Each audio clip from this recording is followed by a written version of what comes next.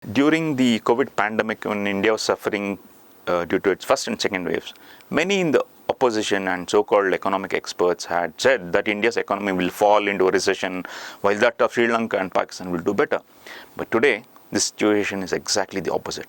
Pakistan is facing a political turmoil, while the economic scenario is also worsening with high inflation, currency devaluation, huge external debt.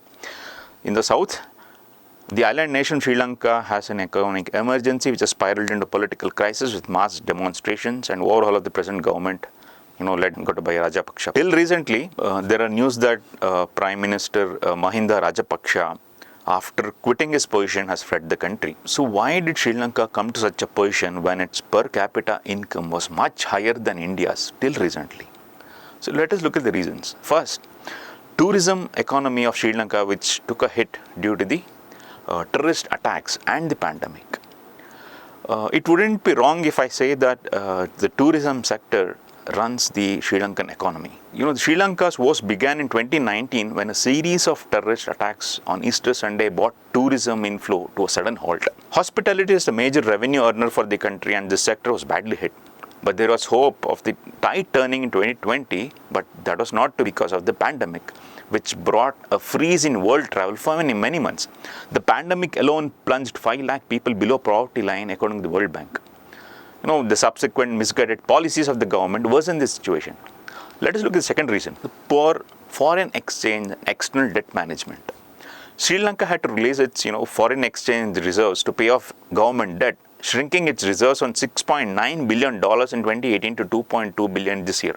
And Sri Lanka has to pay about $4 billion in debt, including $1 billion international sovereign bonds, which matures in July. From 42% of GDP, it shot up to 119% of GDP in 2021. This impacted imports of fuel and other essentials, which sent prices soaring. To compound the situation, the Rajapaksa government went ahead with a series of deep tax cuts. These led to severe revenue shortfalls over the past 2 years, with foreign debt also rising rapidly. The third reason, fuel and electricity shortages were mounting while the inflation had crossed 17%, leading to exorbitant prices of essential commodities. Medical supplies were scarce, forcing hospitals to suspend operations, while even examinations had to be held up due to lack of paper. Let us look at the fourth reason: unplanned move to organic cultivation. The next policy initiative to backfire was the imposition of a ban on chemical fertilizers, pesticides, and weedicides in 2021. So the aim was to become the first country to rely only on organic farming. But the net result was a sharp fall in the output of staple food item rice, as well as country's major cash crop tea. The country had to import rice to meet its domestic demand, though in the past it had been self-sufficient in rice. Tea exports also fell drastically due to shortfall in tea production. Let's look at the fifth reason: nepotism of Rajapaksa family. Following the 2019 Sri Lankan elections, the Rajapaksa family kept several portfolios in the government under their control. While President Rajapaksa held the all-powerful presidency, his elder brother Mahinda, who was a former president and became the prime minister. Another brother Basil had another ministry, while his son held the youth and sports ministry.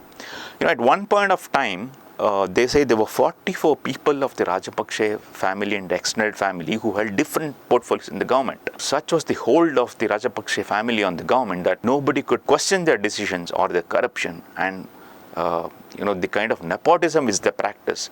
We see the results of all this today. While we have seen the bad effects of nepotism in India, what happens because of uncontrolled nepotism is what we see in Sri Lanka today. So in conclusion, the rapid decline of the Sri Lankan economy has to be viewed in the context of the fact that till recently the per capita income there was far higher than India.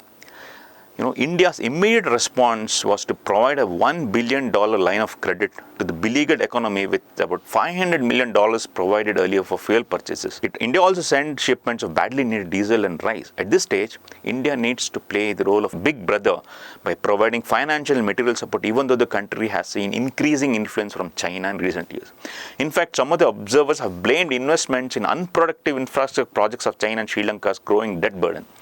Right now, however, it is time for India to put the past aside and focus on providing succor to the general public there, but also at the same time learn from the pitfalls of Sri Lankan decision making and the present economic crisis.